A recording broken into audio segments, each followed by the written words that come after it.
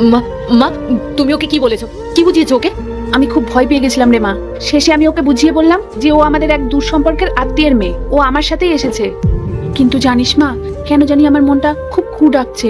ইন্দ্র চাউনিটা না খুব সন্দেহজনক ছিল। আমার মনে হয় কিছু একটা আঁচ করেছে। ও আমাদের না আর বিশ্বাস করছে না।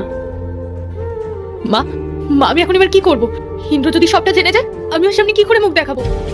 ও তো আমাকে কোনোদিনও ক্ষমা করবে না, কোনোদিনও না। আমি এত বড় সত্যিটা ওর থেকে লুকিয়ে রাখলাম। পূজা, এই বাচ্চা মেয়েটা কে? সত্যিটা বলো। ইন্দ্র আসলে ও আমার সেই আত্মীয়র মেয়ে। আমি তোমাকে বলেছিলাম না, মা সাথে করে নিয়ে এসেছে। পূজা, আমি কি বাচ্চা? আমি তোমাদের সব কথা শুনেছি, আমি সবটা জানি।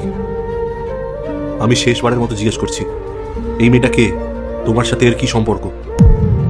ইন্দ্র আসলে আমি চুপ করো, আমাকে মিথ্যে বলবে না। কেন ওই বাচ্চাটাকে আড়াল করছো? কেন আমার চোখে চোখে রেখে কথা বলতে পারছো না? বলো পূজা, কে ও? ইন্দ্র বাবা শান্ত হও, সবটা আগে শোনো। মা আপনি চুপ করুন। পূজা বলো, এই রীতিকাকে? মা মা মা? পূজা, এই বাচ্চাটা তোমায় মা বলে ডাকছে কেন?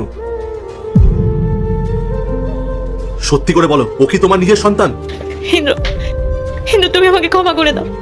আমি তোমাকে বলতে চেয়েছিলাম, কিন্তু মা আমাকে দিব্যি দিয়েছিল। আমাকে মা বলেছিল, তুমি যদি এই কথাটা জানতে পারো তাহলে তুমি আমাকে ঘৃণা করবে, আমাদের সংসারটা ভেঙে যাবে। তার মানে এই 5 বছর তুমি আমাকে মিথ্যা কথা বলে এসেছো? আর এই 5 বছর তুমি আমাকে জ্যান্ত মিথ্যের উপর দাঁড় করে রেখেছিলে? ইন্দ্র বাবা, সব দোষ আমার। পূজা আসলে তখন খুব ছোট ছিল, ও একটা ছোট্ট ভুল করে ফেলেছিল। আমি ওকে বাধ্য করেছিলাম যে বাচ্চাটাকে লুকিয়ে রাখতে, যাতে ওর ভালো ঘরে বিয়ে হয়। ও তো শুধু সন্তানটাকে একবার দেখতে চেয়েছিল। বাহ, মা আর মেয়ে মিলে খুব সুন্দর একটা নাটক সাজিয়েছে। পূজা, আমি শুধু তোমাকে ভালোবাসিনি, আমি তোমাকে শ্রদ্ধাও করতাম। কিন্তু আজ তুমি সেই শ্রদ্ধাটুকুও ধুলে মিশিয়ে দিলে। একটা নিষ্পাপ শিশুকে তুমি 5 বছর ধরে অনাথ করে রেখেছো, শুধুমাত্র এই মিথ্যে সংসারটা বাঁচানোর জন্য।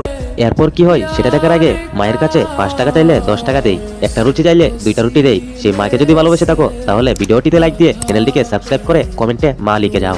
ছি! ইন্দ্র ইন্দ্র আমি তোমাকে খুব ভালোবাসি, আমি তোমাকে ছাড়া বাঁচতে পারতাম না। আমি রীতিকাকে কোনোদিনও অধিকার দিইনি, শুধুমাত্র তোমার জন্য।